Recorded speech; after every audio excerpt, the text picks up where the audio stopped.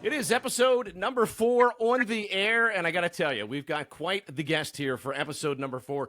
Most recently nominated for the 2025 Best Male Country Artist CPMA Awards. He was also on season 14 of NBC's The Voice. Had got a new album coming out here in October, and I got to tell you, if I was a betting man, which, let's make a note, I am definitely not.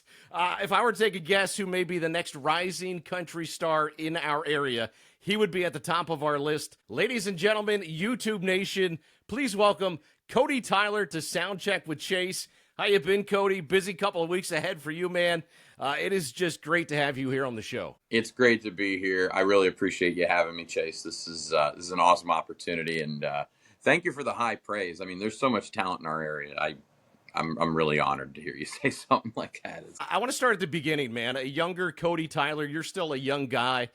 Go back to when you first said to yourself, I want to do this country music thing. I know your dad had a big part in you taking the country music and just going with it. Just talk about where the love of your country music came from, man. Yeah, it all started with my dad, really.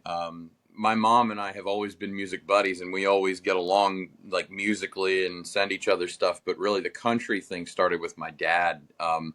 He had a Chevy Blazer that he used to drive around, and then he figured one day, I was like, I need a pickup truck. I'm tired of borrowing my uncle's truck or whoever. So he found a cheap white '68 Chevy pickup truck, stick shift on the floor. And he bought it for $600 off of some guy off 724 outside of Shillington, PA, where I grew up and still live to this day. And he got this truck, and it had a tape deck in it, obviously no CD player. And we would go to Best Buy and get CDs, and he had this contraption that he would burn CD to tape on so that you could play the tape in the truck. Yeah, those were the and days. The first two cassette tapes I remember listening to with him in that truck was Hank Williams Jr.'s Greatest Hits and the first volume of Kenny Chesney's Greatest Hits. Two good ones. So we listened to She Thinks My Tractor's Sexy and A Country Boy Can't Survive. So like I got like the popular country of the time, and I got some of the old outlaw stuff. Right. And that was sort of my first exposure to country music, and I loved it. And then I had a CD Walkman. This is like early 2000s, late 90s. I had a CD Walkman, and I would take his CDs, and I would, ride around the neighborhood on my bike listening to that music or whatever. And, right. I became a tween and then a young teenager, and I sort of got away from the country stuff. I was into more of the classic rock and the Southern rock, Allman Brothers, AC/DC, all that. And I came back to country music once I got a pickup truck of my own and started driving a lot. I had a girlfriend at the time in high school that lived a good 15 minutes away from me down around the Brecknock Township area in southern Berks, North Lancaster County. And every time I got in that truck to drive, I would put the radio on. And in my area, there's only two stations that you get. And one of them's a country station, and the other one was a classic rock station that was transitioning to like an 80s to current station. And I didn't want to listen to that. So I put the country station on and just started singing along with the radio. And this was when guys like Eric Church were like on the come up, like around like 2012, 2013. And eventually I found Jamie Johnson, and that led me down this rabbit hole of like modern day outlaw country artists that weren't getting as much play on the radio. And that's kind of led me to where I'm at today, is sort of teetering that line between radio country and country that's not on the radio.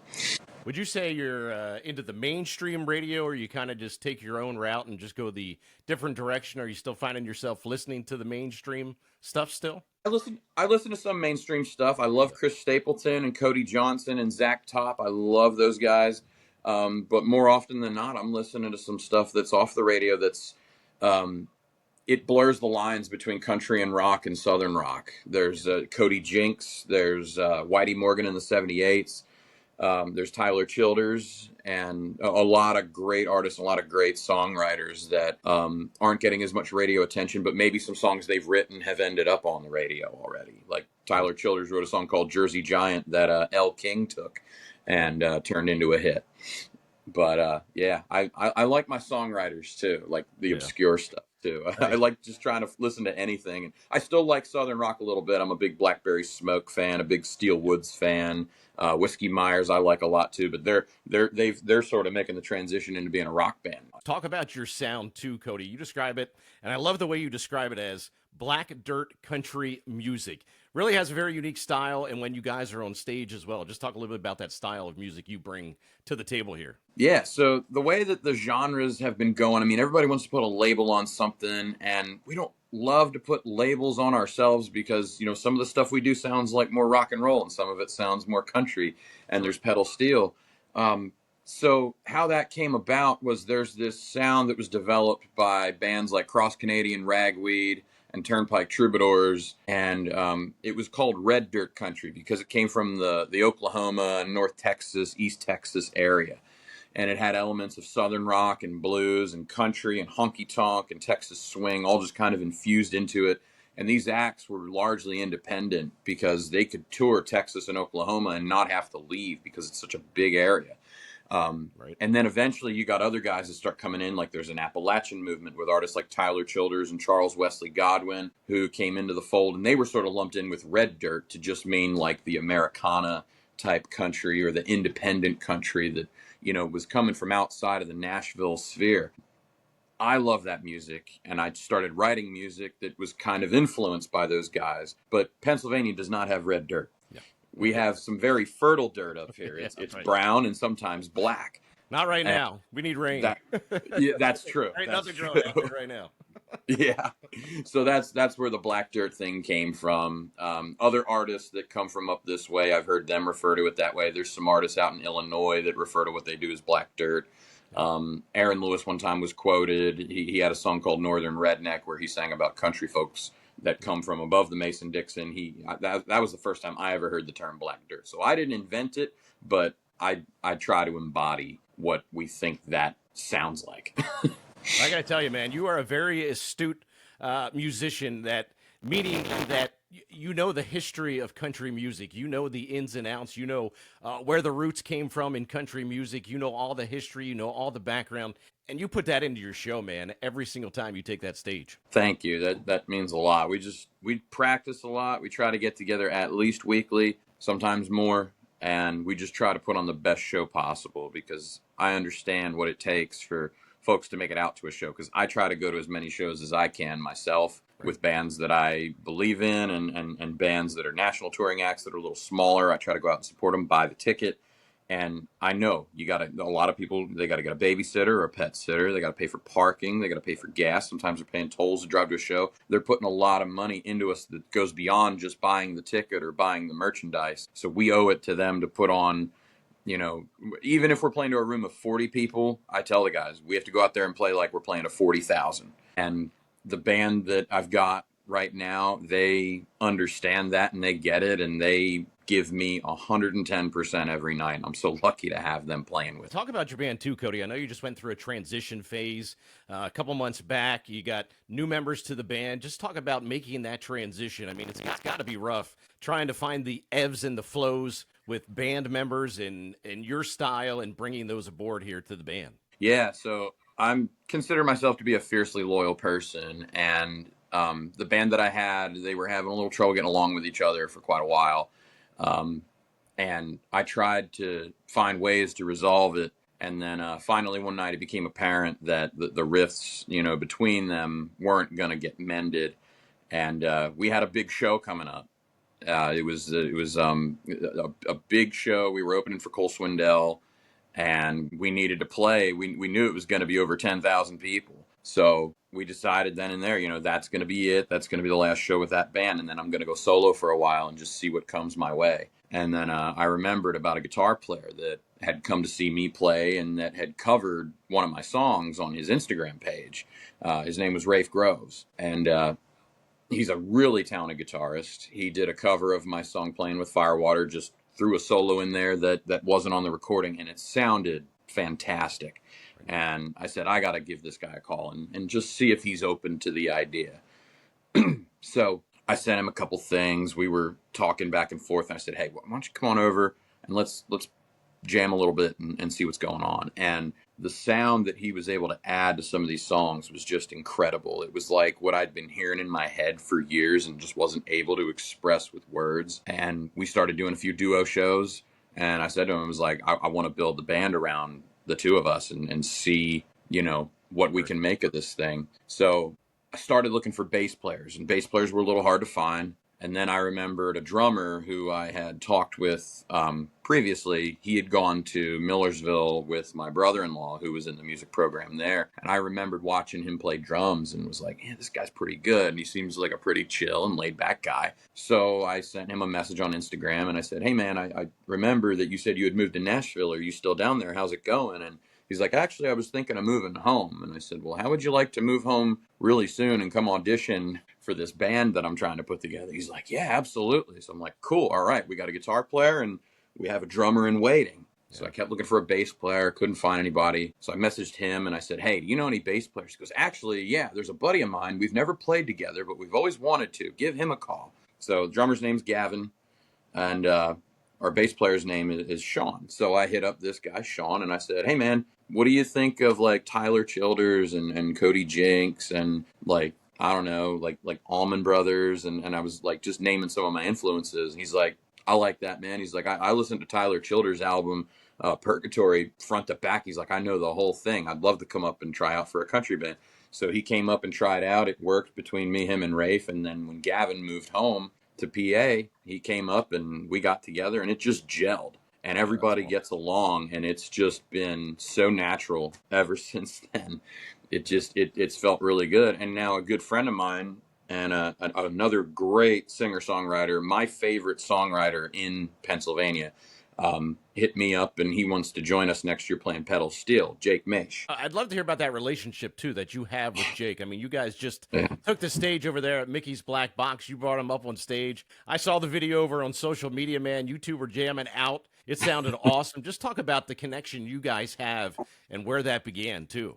Yeah, I'm trying to remember how we really, I mean, the first time Jake really saw me was through meeting me, I guess, at the CPMAs. I can't really remember the first show we played together. We've done a couple of duo shows together where it's been, you know, he plays his songs, I play mine, and then we'll duet on some stuff. We just did one this past Saturday. We were in Harper's Ferry, West Virginia, at this place called the Barn of Harper's Ferry. But yeah, he and I we get along so well, and we complement each other well. Our music tastes aren't identical, but they're complementary, and we have a lot in common. Like, we're both big Zach Top fans, but like I'm a fan of like some of the older outlaw country, like the Merle Haggard and the Waylon Jennings. And then he's like a fan of like the 80s to 2000s country. Like, he loves George Strait and Kenny Chesney, and I like Kenny Chesney too, don't get me wrong, but like he really loves like George Strait and Keith Whitley. And then in the 2000s, he's a really big Eric Church fan and a big Cody Johnson fan. He loves Cody Johnson. And then he's been getting into some of the more rootsier modern stuff like I am, and he kind of helped put me on to Cody Johnson a little bit.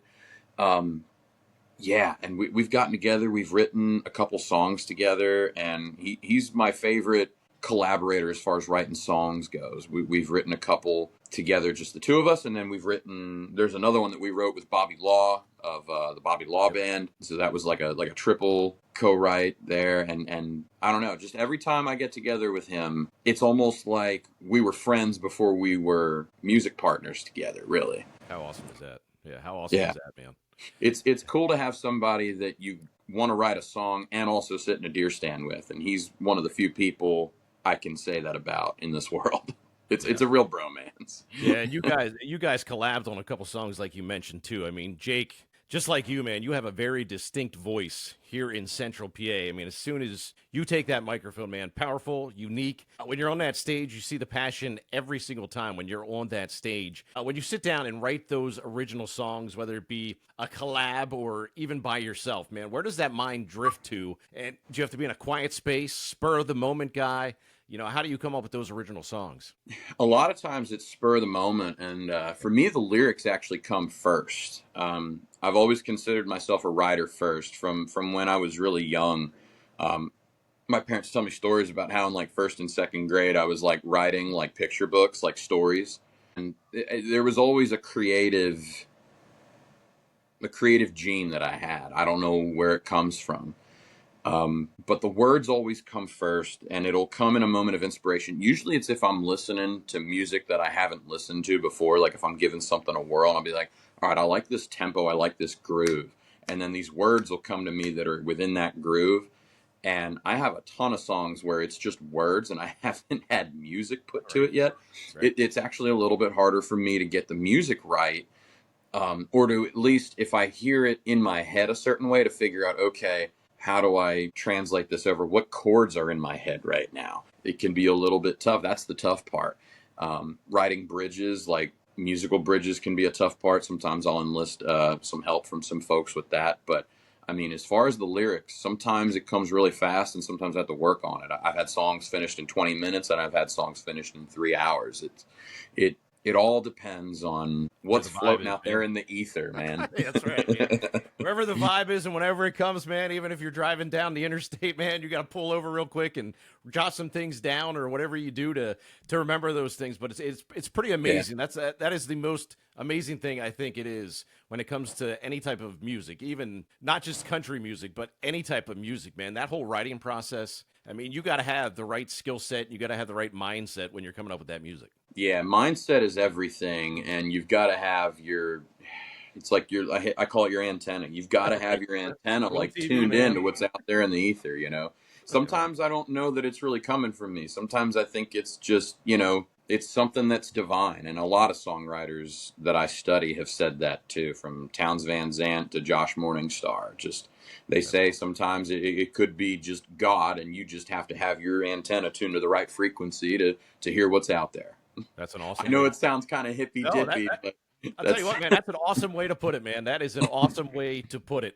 You got new music coming out here in October, man. We're going to have you play something here, whether it be some of your new stuff, some of your old stuff, whatever you want to dive into. We're going to tap into your new album, Tuscarora, that is coming out here in October. But first, you mind playing something for us, Cody? Yeah, absolutely. I can get my guitar going here. And yeah, man. Tell us about the song you're going to play. Talk about, the inspiration for it. As well. So we were just in Harper's Ferry on Saturday and Sunday. So yeah, this one's Harper's Ferry. It was the second single that we put out from this record. I'll back up here so you can see the guitar. There we go. Maybe a little. So yeah, we were just in Harper's Ferry on Saturday and Sunday. Sunday we actually got to walk the town and walk around and see everything, and we were shooting some photos, shooting some content to promote the record and everything, and it was just really great to get out there and just really enjoy the town. But I wrote this song before I'd ever visited the town,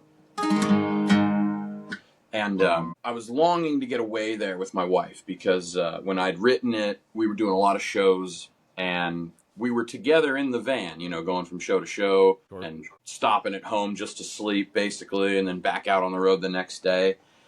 And, you don't get a whole lot of time to just enjoy each other's company together when you're running like that. Right. So this was about me, fantasizing about, taking a weekend off and just chilling, being able to just chill and hang out and go somewhere that we'd never been to before, grab a cheap Airbnb and just kind of lay low for a weekend. But what I want people to take away from this song is the fact that tomorrow's never promised to us. So if there's a trip that you've been wanting to take with somebody, it's your sign to just quit putting it off and just live your life for today, because, go out and live while you're still alive. That's the line in the song. We see that more now than we have in the past, man. All right, so here you go.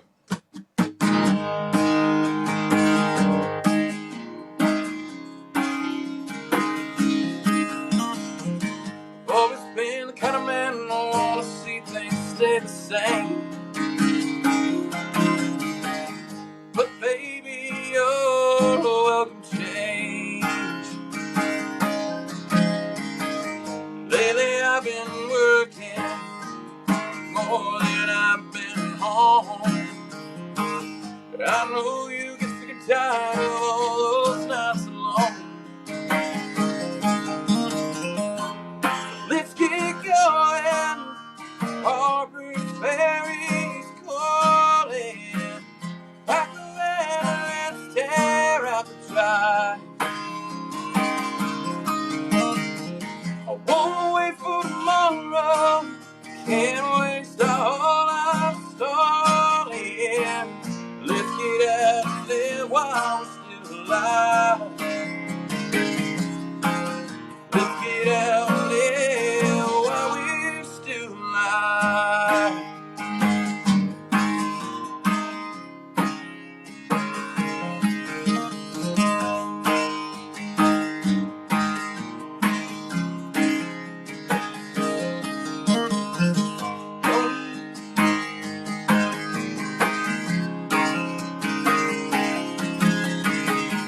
Ever since the long year travel,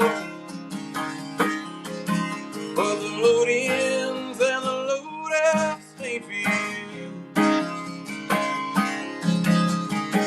You're the girl that needs the road with twists and gravel. Lord knows our time to run is overdue.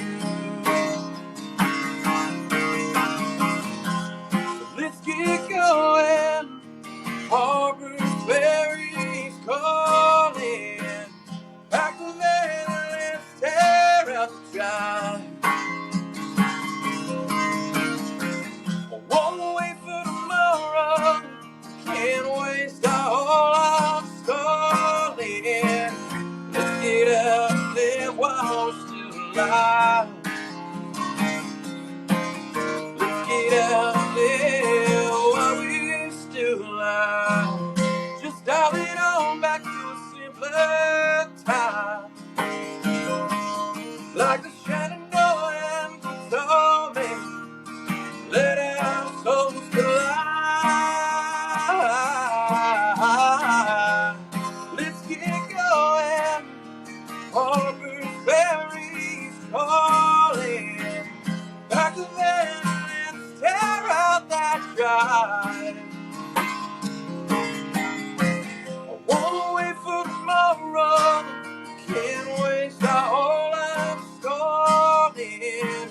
Let's get out there while we're still alive. No, we can't fall back in love, baby, if we don't try.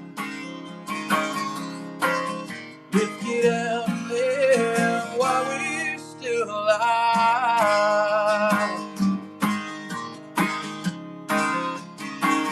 While we're still alive. Oh.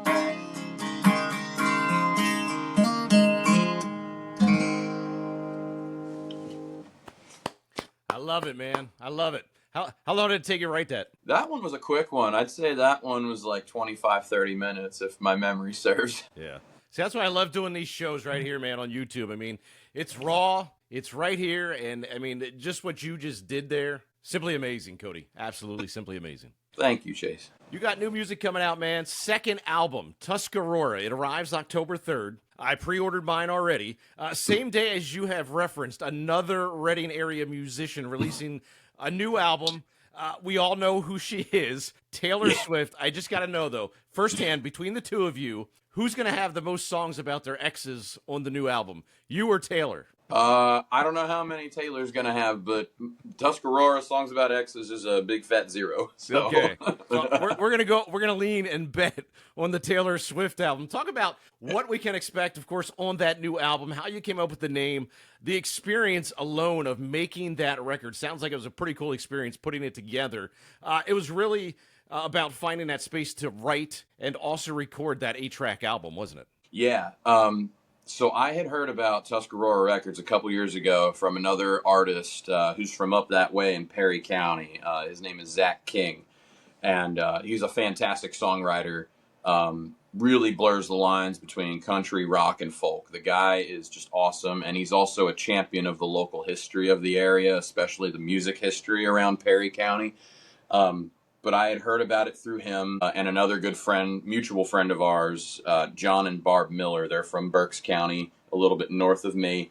And I had heard about this studio. It was a cabin in the woods. And I was like, man, you know, I really want to get away up there and make a record, like an acoustic, like an Appalachian style record.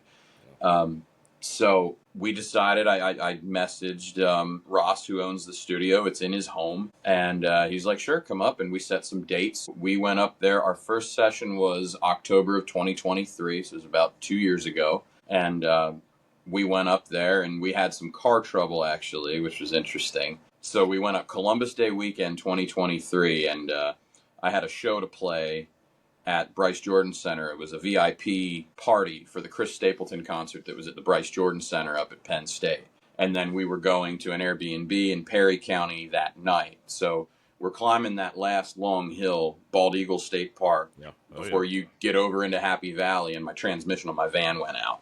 Oh, so we it's a hobbled song in itself, man. Yeah. So we hobbled the van 14 miles to the Bryce Jordan Center, unloaded. I played the show. The Pep Boys up there gave us a really high quote to fix the transmission. And the bass player in my band at the time said, I know a guy around Reading that'll do it for cheaper if you can get it down here.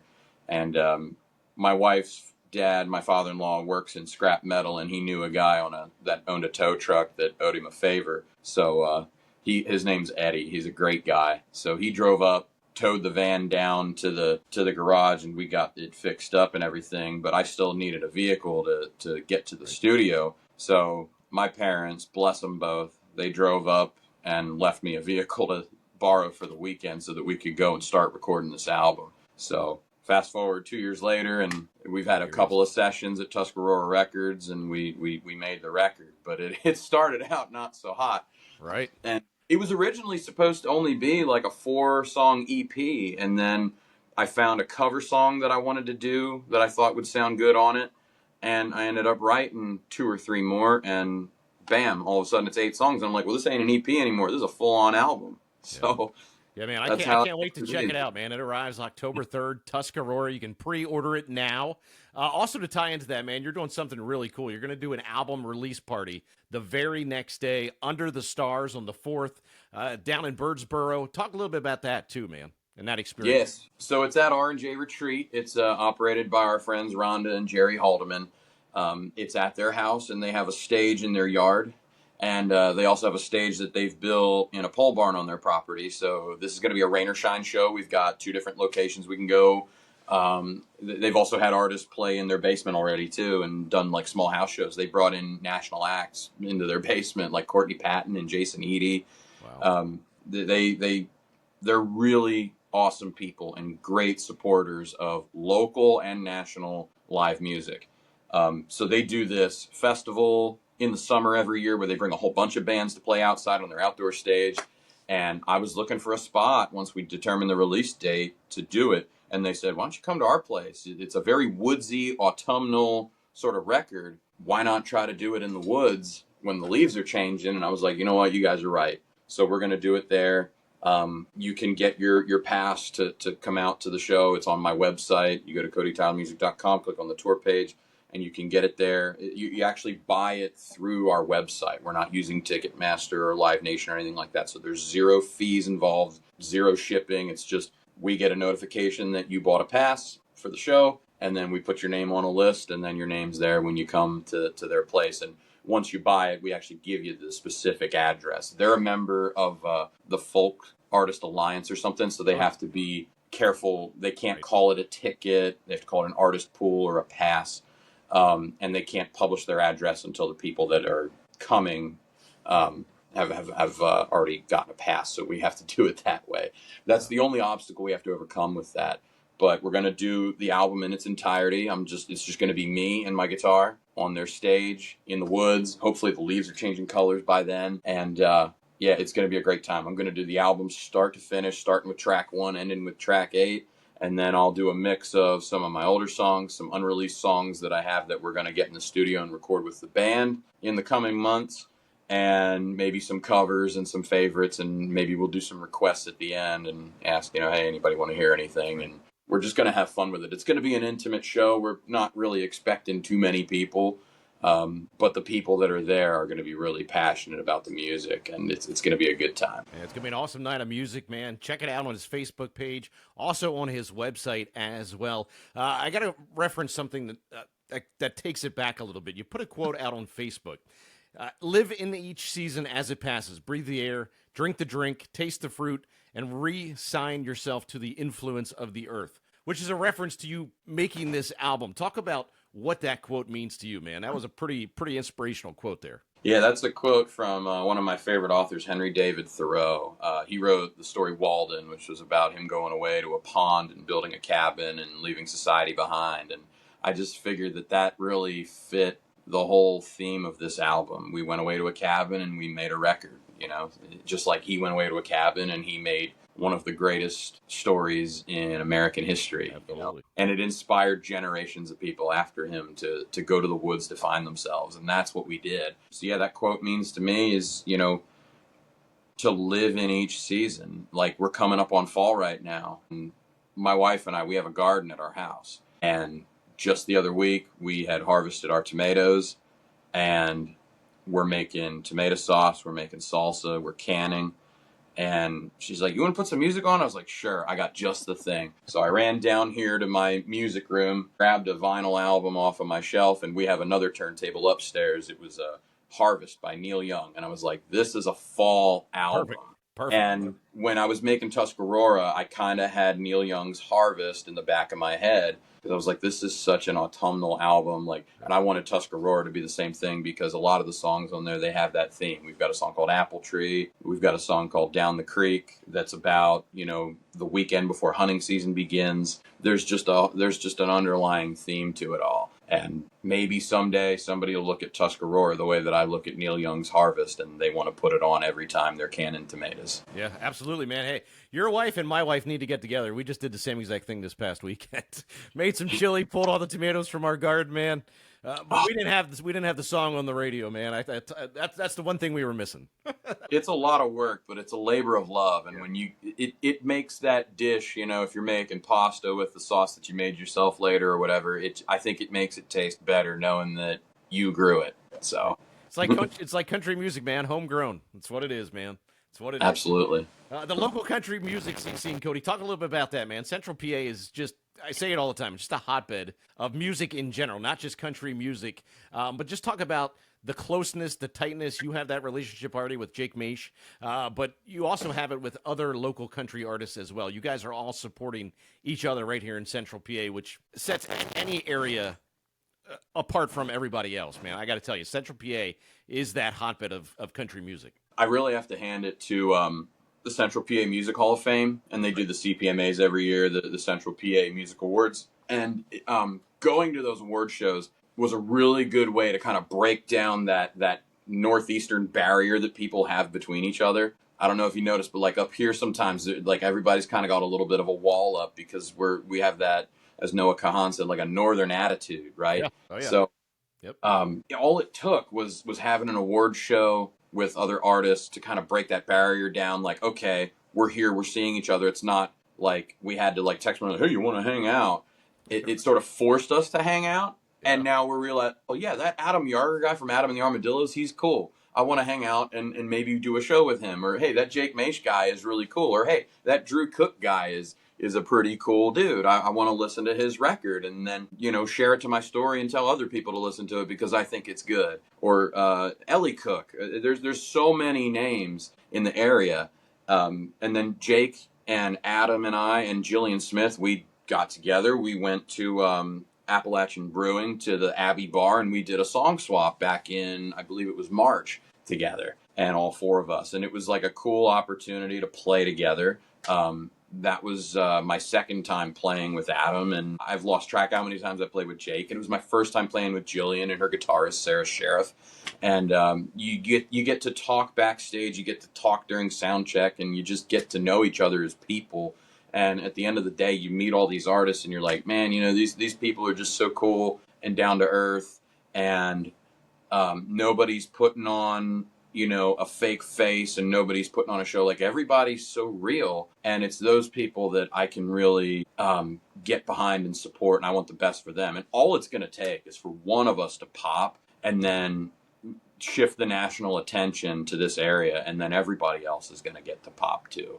It's one of those things. There's an artist friend of mine from Bucks County, Matt Friedman. He said once that rising tides float all ships. I don't know if that's his original quote or not, but I love that so many people in this area are starting to get that mentality. Really, the authenticness of everybody in the Central PA area, man. You guys all have your unique flair. You guys have your unique voice. You guys have your unique style, but it's really the authenticness that you're talking about of our area that makes it so unique. Absolutely. Yeah. All right, Cody. So we're going to get into some fun stuff, man, here. We're going to get into the fun aspect of this interview. But first, we're going to have you play another song, man. Tell us a little bit about what you're going to play. All right. So this one's Down the Creek. So this is the first single that we put out from Tuscarora. We put it out last November. My wife and I made a music video for it together. And this song sort of comes from I'm going to talk to the hunters now. So the way that rifle season for whitetail deer has changed over the years was it always was the first day was the Monday after Thanksgiving. Yep. And a lot of guys, if you were fortunate enough to have a hunting camp up north somewhere, you would be able to go up on Black Friday and have that whole weekend. You could cut wood, sit around a campfire, just enjoy the weekend with your hunting friends. Sometimes that's the only time you get to see them outside of the madness and hustle and bustle of everyday life. And now the season starts the Saturday after Thanksgiving. So there's really only one day for guys to get packed up and loaded up after Thanksgiving and get up to camp. And by the time you get there, depending on how far away it is, you have to go to bed right away and get up the next morning. So that weekend's kind of gone now. And I'm not complaining. It's always good to have more days to hunt. But some of those, it's just sort of a tribute to those old traditions of whitetail hunting in Pennsylvania. But so it's not really about the hunt. It's really about just the anticipation of the hunt and enjoying the company of a good friend. So it's called Down the Creek. So Here's here we Cody go. Tyler. Got a full lighter in my wool red shirt, then on one head pipe blacker than the dirt. It's good to feel my boots on this cabin floor and hear the screech of an old screen door. Think I'll head to the water and clear my head. Heaven ain't here, don't let me wind up dead. Billy's waiting down there with a coffee cup. Sit down on the bank and we light one up. Down the creek, two old buddies laughing. Down the creek, old friends are reminiscing. Like a tree, we all need a little rain sun. Don't you bother me till my healing's done.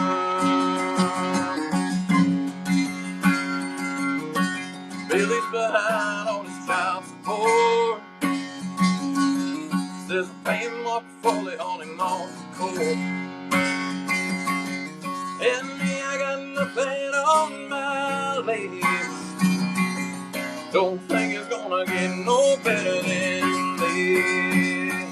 Down the creek, two old buddies laughing. Down the creek, old friends are reminiscing.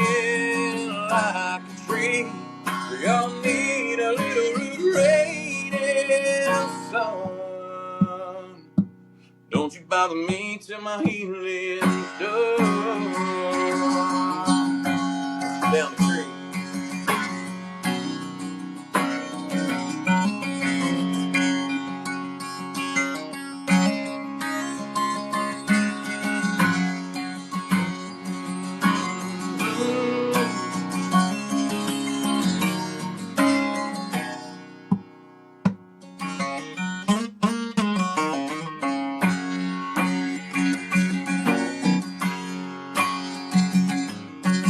Just real faint out of my right ear, hoof on a leaf, it's a herd of deer. Ain't able till tomorrow when the hunt's begun. We'll have meat in the freezer for the weekend comes. Down the creek, two old buddies laughing. Down the creek, old friends are reminiscing. Like a tree, we all need a little rain and sun. Don't you bother me till my healing's done.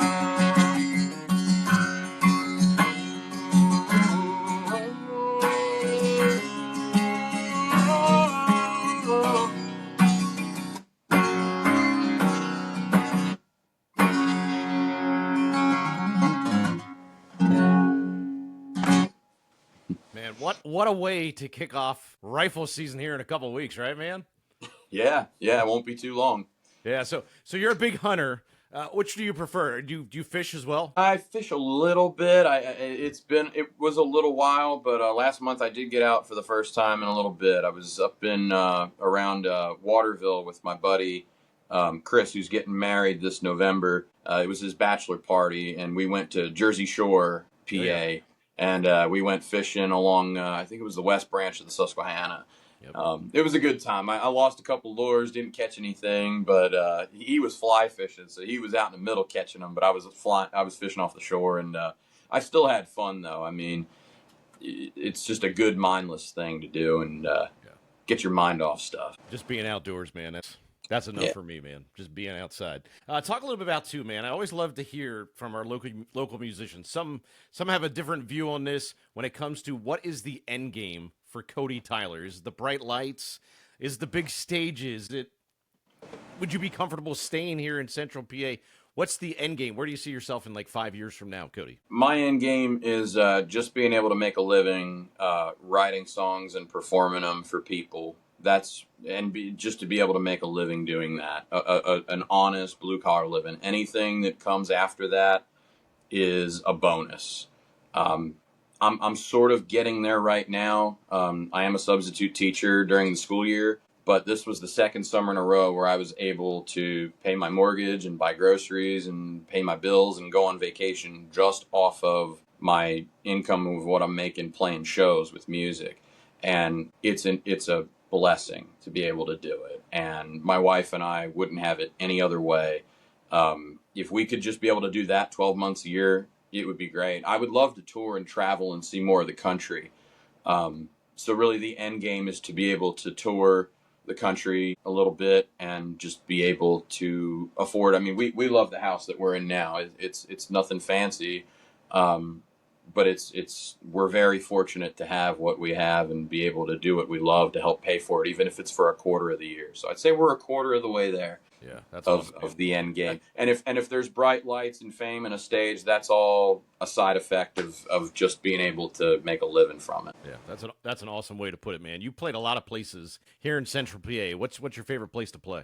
Well, my favorite place as of late is Mickey's Black Box in Lidditz. We just did 2 shows there in the last 2 months. We opened for Creed Fisher there on the 11th of this month, and then last month in August we opened for Silverado there, and the crowd was just great.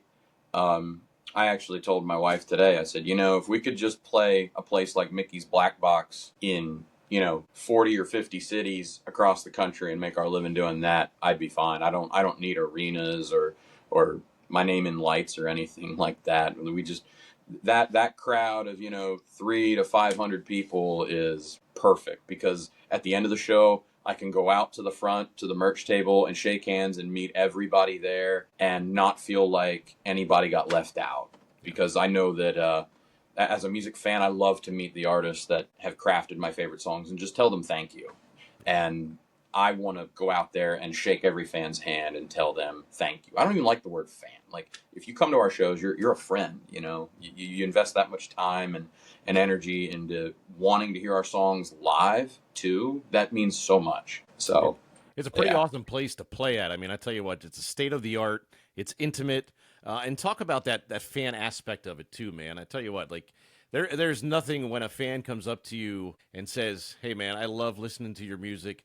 I play it all the time." Or they have your shirt on, they have your hat on, man. I mean, just talk about that experience alone when you see a fan out and about with any Cody Tyler merch on. I mean, it's got to be quite the thrill. It means the world to see them. The music meant enough to them that they wanted to buy a shirt to support us or buy a hat. Or the one that really gets me is vinyl, because we do have our music available on vinyl. Our first record's on vinyl, and this next one will be too. And I always say to people when they buy vinyl, I say, I'm a huge vinyl head myself. It's almost like an addiction. I don't drink a whole lot or do anything like that, but my addiction is vinyl. And I tell them, the fact that our songs meant enough to you that you wanted to buy that on wax and add it to your personal collection means the world to me. and I shake their hand and I really thank them. Not that the shirts and the hats don't mean just as much, they do, but like when people buy vinyl, and I've heard other artists say that too, that when someone buys a vinyl copy, it really means something. And another thing that I really like is if you get like a middle-aged or older gentleman that doesn't do streaming, he just listens to the radio and has a CD player in his car. He comes up and buys a CD, and I know that he's going to have that thing in his truck, and that in 3 years, that case is going to be water damaged and moldy and beat up, but that CD is still going to be sitting in his player. And I've had a couple people tell me that I bought your CD 3 years ago. I need another copy. I wore it out, or I left my window down in my truck and it was in the slot and it got water damaged. That means just as much too when they buy that $10 CD. But yeah, it's a great feeling, and it's not like an ego thing, like, oh, my name's on their shirt. It's like, no, that's proof that we did a good enough job that they wanted to spend their extra money that they could have just saved or bought another beer. They like us enough to support us, and that means the world. Yeah, I tell you, man, I'd give anything to go back to the cassette tape days. I'll tell you what, when it would come loose and you had to fix it with your finger, you had to put the finger in the reel and redo it when it got eaten by the actual cassette player. I'll tell you what, man, I would give anything to go back to those cassette tape days, man, for sure. Absolutely. Yeah, there's some bands that are putting new albums out on cassette. And we thought about doing a cassette with this album, but when we went and did the vinyl, I was like, we'll just stick with the vinyl for right now, because cassettes don't necessarily have a proven track record of sales yet. But vinyl's outselling CDs for the 5th year in a row, and the last time that happened was like 1985 or something. Yeah, it's crazy. But it's come back in a big way. But maybe we'll do cassettes someday and bring it back for you. Let me know when you do, my brother. Let me know when you do, man. Each year, you guys are always nominated for the CPMAs. Every single year, you're always nominated for the biggest awards there. Just talk about that honor as well, from your peers, from the local Central PA area as well. Yeah, it's just an honor to be nominated. We've been nominated, I don't know how many times off the top of my head, and we got to win 2 of them back in 2023. We got Best Country Band and Album of the Year for the last record. And yeah, it's kind of been my goal to get nominated at least every year, and we'll see what happens this year with this album. We'll see if we get any nods for anything. I think it would be kind of cool to be like one of the first repeat winners of Album of the Year if the board sees it fit for this record. We went all in on the songwriting for this one, like really tried to get some deep messages and emotions out of it. We were nominated for Best Songwriter once, and we didn't win it, but winning Best Songwriter would be really cool if that happened. I mean, that would be a cool nod. But at the end of the day, it's not really about awards, but I always love going to those awards, and I've always said, if we're not nominated, we'll still go, because it's a great opportunity to see other artists and come out with some new favorites that, maybe you hadn't heard of before, but, somebody's nominated or they win something, and you're like, all right, I guess I better go check them out and see what all the hype is about. And that's how I found quite a few artists in the area, was through scrolling through that nominee list. And there's been other times when we've had offers to play shows that we either couldn't because we were busy or traveling or something, that they're like, well, can you recommend anybody? And I'll go back to the CPMA website and be like, all right, let me refresh my memory of who I could recommend for that area. And I'll throw them out there, and I'll be like, hey, go and hire this person. They were nominated for this award, or they won this award. And yeah, it's a great way for venues too, to just look at the website and be like, all right, who's the best of the best? Who should we hire? Switch gears here. Let's have some fun here, man. I know you're a big sports guy. Let's rattle off some of those teams you follow. So I'm a big football fan above all else. So I'm a Philadelphia Eagles fan and a Penn State Nittany Lions fan. All right, but wait, don't go any further, man. We got to do the EAGLES, man. You ready? All right. Let's do it here. Yep. 1, 2, 3. EAGLES. Eagles. Yeah, man. I got the Barkley jersey back here, man. We're 2-0. Kansas City Chiefs are 0-2. Boys are struggling. It can't get any better. Yeah, it's a great feeling. I've prayed for times like this. Yeah, man, that's right. Any funny or bizarre stories that happened to you at a show, whether it be with a fan, something that happened to you on the stage that you might remember? I remember one time, this is going back years ago, when I was just starting out. I might have been in this for 3 years or something at that point. I was doing a duo show with a harmonica player at an old bar. I can't even remember the name of it, but it was down towards Boyertown, which is like eastern Berks County. Yep. And it was an old bar, and I felt something tap me on the shoulder. We were playing Wagon Wheel together. It was towards the end of the show. And I felt something tap me on the shoulder, and I looked. Harmonica player standing a couple feet away from me. Nobody was behind me. I was up against a wall. And I'm like, what was going on? Nobody So there. I went to the bartender afterwards, and I was like, I forget what the place was called. Oh, it was called the Greshville Inn.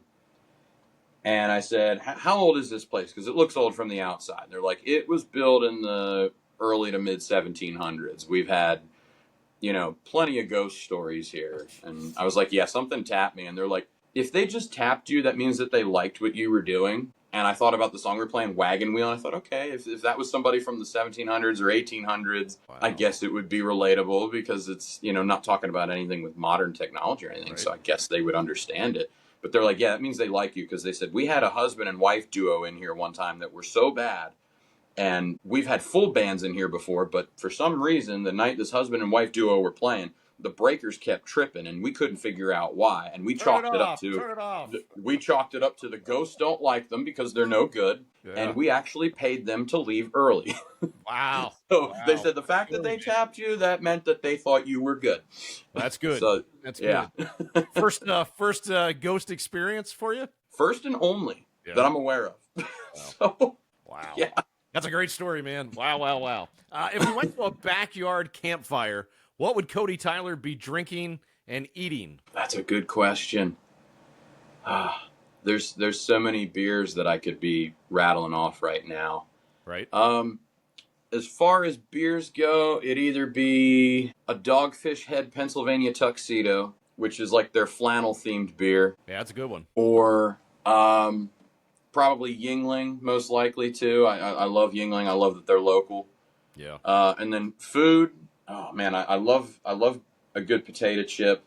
And we have so many good local potato chips too. It'd either have to be Middlesworth, like the Weekender. Barbecue chips, man. They're the best. The barbecue, yeah. The Middlesworth barbecue or Diefenbachs. Diefenbachs are really good from up in Womelsdorf. That's a good Berks County chip. I like Diefenbachs barbecue and the original Diefenbachs, and I'm also a fan of the Utz Kettle Classic chips, Utz of Hanover. So, yeah, all those chips are good. Great chips, man, right here in our backyard. Yeah, absolutely. And I'm big on snack nuts lately too. Cody Tyler have a pre-show meal? Your go-to meal before you hit that stage? Nothing, because I don't like to eat before I have to sing. Everybody says that. Everybody says that. That's actually what Trent Becker said too. He doesn't eat anything. Yeah, I'll usually get something afterwards, and the guys that were in my band before, they were a little older than me, so they'd been around for a while, and they said that the thing used to be after shows were done, you'd go out to a diner afterwards, like back when diners were open 24 hours, and you'd meet other musicians at those diners, and you'd network that way. Oh yeah. And they said it was really cool. And now it's Sheets. Everybody ends up going to Sheets afterwards, or Wawa. But we're doing a lot more shows in Central PA where there's less Wawas. So more often than not, it's Sheets after the show is my meal. Yeah. So no pregame meal after the show. You save it for after. Yeah. If I had a pick though, like if like let's say we got catering or something, or we got a rider for food, like my go-to meal would be a Delmonico ribeye steak with a heaping pound of broccoli on the side. That's if I had my druthers, that's what I'd pick. But that's not always. We don't always have that convenience. For the steak on the grill, it's got to be on the grill. Absolutely, no doubt. Open up for one mainstream country music artist, living or deceased, who would it be? That's really hard because there's a lot of modern ones that I'd love to open for, but there's a couple deceased that I would just be over the moon to open for. I'd have to say either Chris Stapleton or Merle Haggard. Yeah, two good ones, man. Two good ones. Yeah. You have a busy schedule coming up, Cody, with not only the album release, you're always touring somewhere, you're always putting on a show. Tell people where they can find you, upcoming shows that you got, where they can find your music online as well. Yeah, so Friday, October 3rd, the day of the album's release, the band and I are going to be at the Briquette Lounge in Westchester. So that's a Friday night show. We start at 9 o'clock. That Saturday will be at R&J Retreat. It's a solo show. It's the album release party, October 4th. That's in Birdsboro, PA. They can get their passes for that on our website. I'm just going to pull up my calendar here because I lose track of where our shows are going to be. Yeah, sure.